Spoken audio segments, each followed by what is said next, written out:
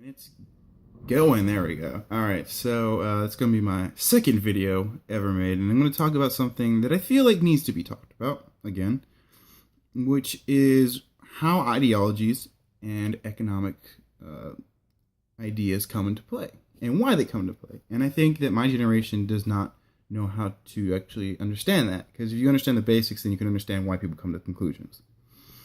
So I'm going to start with ideologies, right?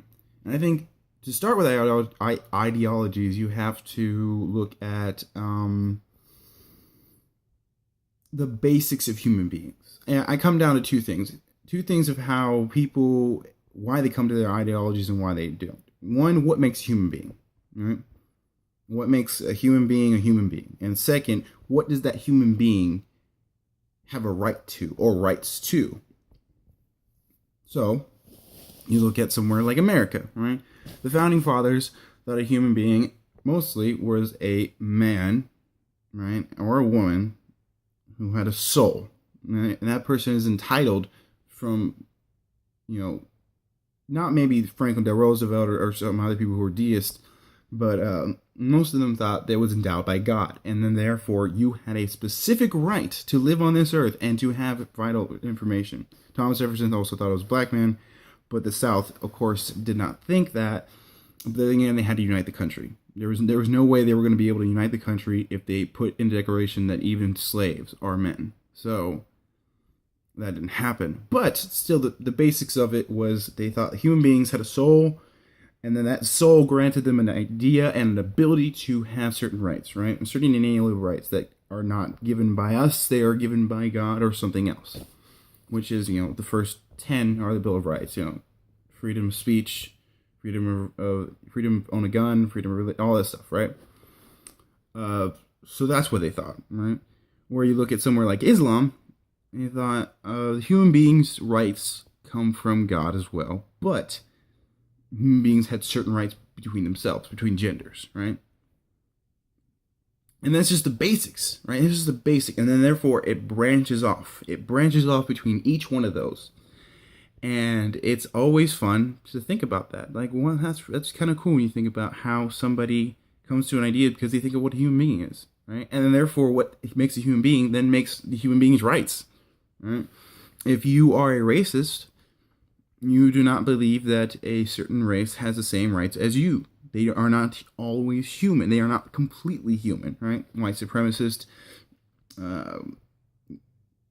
Black Panther Party, certain people like that don't believe in that, which is perfectly fine. They can do that. They just can't influence policy, right? So we have to, and that's pretty much what I think ideology comes from, is what people think human beings are, and then what they think a human being has a right to.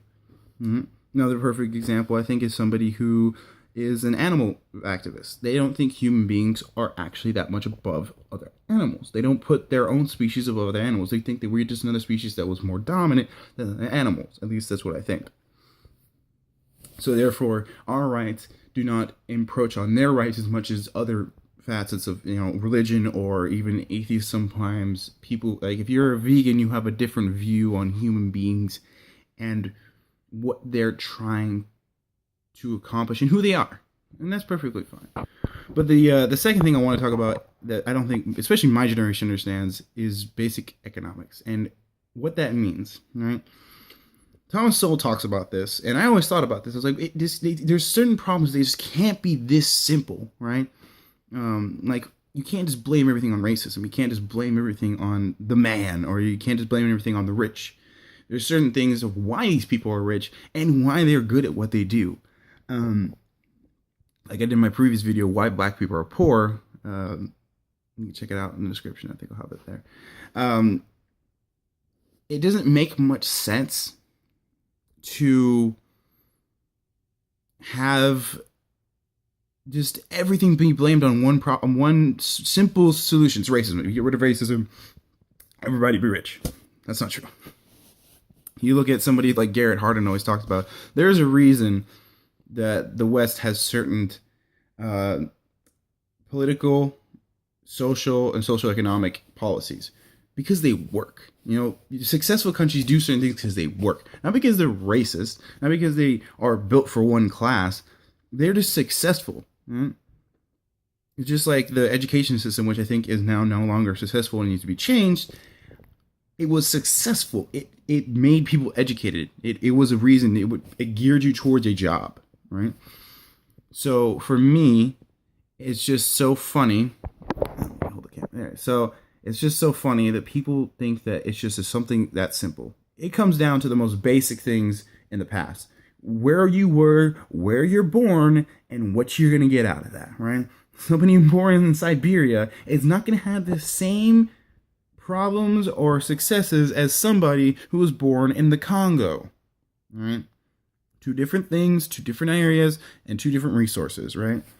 And then those resources, look at cavemen. Cavemen had an unlimited amount of resources, but they had no knowledge of how to use it, right? So once they did have knowledge, they got better, right? They have to let go of certain things, right? Like Native Americans, everyone's like, "Oh, the Native Americans, man, they're just so unsuccessful." Unfortunately, that's the price they pay. That's the price they pay for allowing people to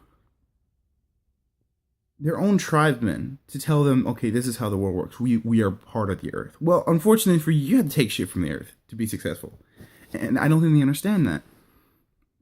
So I think that's the thing my generation lacks, is a basic understanding of economics. And I think I'll go into a video more in depth about that, but this is just an overview of what I think.